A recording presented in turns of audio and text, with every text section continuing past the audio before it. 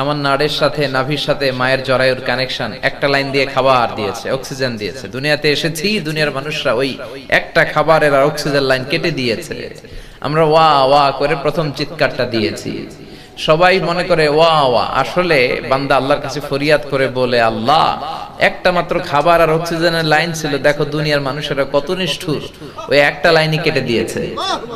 আল্লাহ বলে, চিন্তা করো না, আমি আল্লাহ আছি। একটা খাবারের লাইন কেটেছে, আমি মায়ের বুকের ভেতর এখন থেকে খাবারের দুইটা লাইনের ব্যবস্থা করে দিলাম। এজন্য মায়েরা, যাদের কানে আমার মাইকের আওয়াজ যায়, ছেলে মেয়েদেরকে বুকের দুধ খাওয়াবেন। অনেক মা আছে ফিডার খাওয়ায়। কি খাওয়ায়? ওই মাদেরকেই দেখবেন বড় হলে ছেলে মেয়েরা বৃদ্ধাশ্রমে দিয়ে আসে। বৃদ্ধাশ্রম আছে না নাই? ছেলে আমার মস্ত মানুষ, মস্ত অফিসার, মস্ত ফ্ল্যাটে যায় না দেখা এপারে ওপার, নানান রকম জিনিস আর আসবাব দামি দামি, সবচেয়ে কম ছিলাম একে মাত্র আমি। ছেলের আবার আমার প্রতি অগাধ সম্ভ্রম, আমার ঠিকানা তাই বৃদ্ধাশ্রম। ঠিক কিনা? বৃদ্ধাশ্রম বাংলাদেশে আছে না নাই? ছেলেরা, যুবক ভাইয়েরা, মা বাবাদেরকে বৃদ্ধাশ্রমে রেখে এসো না। মা বাবাদেরকে বৃদ্ধাশ্রমে যদি রেখে আসো, তোমরা যখন বুড়া হবা তোমাদের কপালে বৃদ্ধাশ্রম জুটবে না। ভাঙ্গা থালা হাতে নিয়ে ভিক্ষা করে করে তোমাকে রাস্তায় খেতে হবে। চিল্লায় বলেন ঠিক কিনা? এজন্য মা বাবা আপনার সবচেয়ে বড় পীর সাহেব।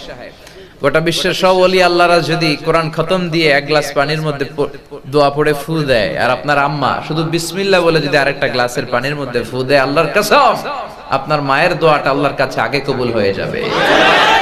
এজন্য বিশ্বনবী বলেন, আল জান্নাতু তাহতা আকদামি উম্মাহাতিকুম, ও দুনিয়ার মানুষেরা, তোমাদের মায়ের পায়ের নিচে তোমাদের জান্নাত।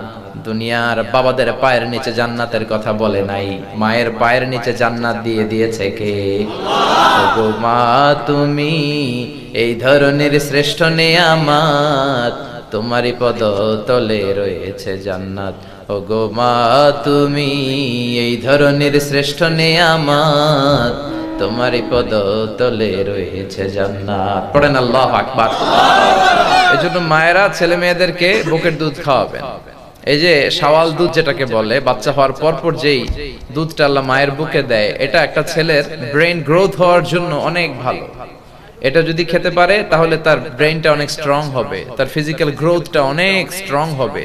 সে ইনফিরিয়রিটি কমপ্লেক্সে ভুগবে না, ইনসেফটিতে ভুগবে না। সে হবে genius, marvellous, awesome, unparalleled, fantastic একটা ব্রেনের মানুষ হবে। আর যদি ডানো দুধ খায় তাহলে